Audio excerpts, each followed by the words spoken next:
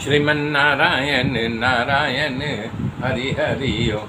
श्रीमन्नारायण नारायण हरि हरि ओम। श्रीमन्नारायण नारायण हरि हरि ओम। श्रीमन्नारायण नारायण हरि हरि ओम। मेरे मित्रों, प्रभु जी कह रहे हैं कि भगवान के प्रति शरणागति, बड़े से बड़े पाप किए हो तो क्षण भर में भगवान उस पाप को जला करके भस्म कर देते हो। यही बात बाबा तुलसी गोस्वामी जी ने सुंदर कांड में कहा है। भगवान कर रहे हैं, तजी मद मोह कपट छल नाना, अब करहूँ सत्य ते ही साधु समाना। कि जो भगवान के सच्चे मन से उनके क्षण में आ जाता है, उसको क्षण भर में उसके पापों का पुंज, कई जन्मों का पापों का ढेर को जला करके राख कर देते हैं।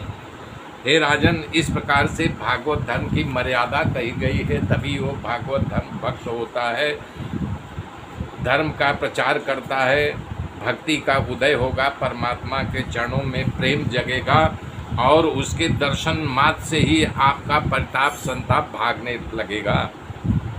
निमि राजा कहते हैं, प्रभु आप कहते हैं भगवान नारायण के होने वाले भक्तों को अनायास ही भव सागर को पार कर जाते हैं।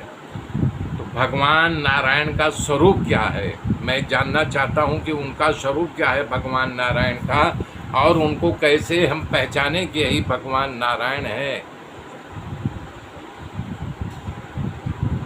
तब इसका उत्तर देते हुए आप सर्वश्रेष्ठ है, इसलिए आप मुझे कहो। राजा निमि के प्रश्न को सुनकर के पांचवा एकेसर पिपलायन जी कहने लगे, हे राजन, जिसके द्वारा पूर्ण जगत का निर्माण हुआ है, जिसके द्वारा रक्षा होती है और जिसके द्वारा संहार होता है, नाश करने वाले वही संसार के निमित्त है, उपायवान का कारण भी वही है, फिर भी वो कारण रहित है। मानव की तीन अवस्था होती है, स्वप्न, जागृत और सुषुप्त। स्वप्न में जब सोता है तो बताइए, यानी कि वो जब स्वप्न देखता है तो कैसे उसको पता होता है कि मैं स्वप्न देख रहा हूँ? जागृत में तो जगा ही हुआ है, या सुषुप्ता जो अवस्था होती है उसमें एक होती है तुरिया यानी समाधि अवस्था। उसमें उसको कुछ भान नहीं रहता है, फिर भी आत्मा जगी रहती है, हर चीज़ उसको भान रहता है अंदर से।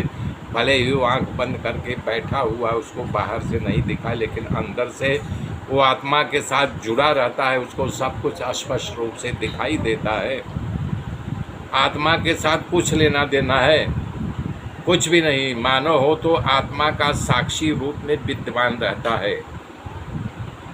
जैसे आप सोते हो तो तभी स्वप्न देखते हो ना, और जागृत हो तो ये दुनिया प्रपंच देखते रहते हो। इसी प्रकार से सुषुप्ता अवस्था होती है लास्ट, जिसके कारण अपना कार्य करने के लिए समर्थ बने, और उसी के सत्य रूप ब्रह्म कहते हैं अथवा परमात्मा नारायण कहते हैं। उसी को चाहे ब्रह्म कह लो, चाहे नारायण कह लो, चाहे परमात्मा कह लो, चाहे जो कह लो, उस प्रकार से उसका हर प्रकार से वो बना रहता है। हे राजन, जैसे अग्नि से भड़के तिनका, छोटा सा तिनका अग्नि के प्रकाश को बढ़ा नहीं सकता और न ही जलने में वो समर्थ होता है, इसी तरह उसके सानिध्य में प्रकाशित इस मन बुद्धि उसकी तरफ गति नहीं हो सकता। उसका वर्णन शब्दों के द्वारा नहीं हो सकता है, और आँखों के देखने के लिए उसकी ज़रूरत है। जैसे आपकी आँख देख रही है, कान सुन रहा है, जिह्वा जो है स्वाद ले रही है, सारी इंद्रियां अपने अपने कर्मों में लगी हुई है, तो क्या मतलब ये समझ में नहीं आता मानव को कि सही सही इसको चलाने वाला कौन है? जो दृष्टा रूप में बैठा हुआ है आत्मा, वही सब जो है क्रियान्वित कर रही है, सारी इंद्रियों को शक्ति दे रही है, बोलने की शक्ति दे रही, चखने की शक्ति दे रही है, देखने की, सुनने की, आदि इंद्रियां सब अपने अपने कार्य में लगी हुई भगवान की ही माया है। यही भगवान का स्वरूप है। मेरे मित्रों, मेरे साथ जुड़े रहिए, आगे की गाथा फिर कल जोड़ूंगा। तब तक के लिए जय श्री